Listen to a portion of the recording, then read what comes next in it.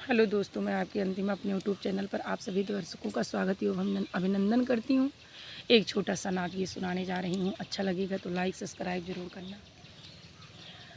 आज मोरी सासू भी काहे के उलैला, आज मोरी सासू भी काहे के उलैला।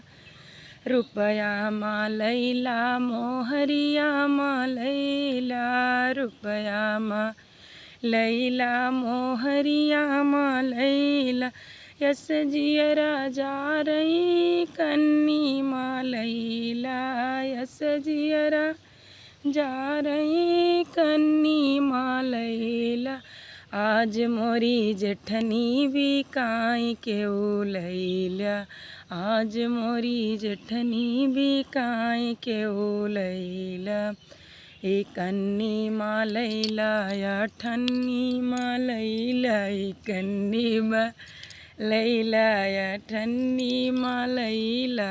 यस जियरा जा रही चमन्नी मा लैला, यस जियरा जा रही चमन्नी मा लैला। आज मोरी ननदी भी काहे के उलैला, आज मोरी ननदी भी काहे के उलैला। चवन्नी मा लैला या ठन्नी मा लैला, या ठन्नी मा लैला चवन्नी मा लैला। यस जियरा जा रही की वही से लैला, यस जियरा जा रही की वही से लैला।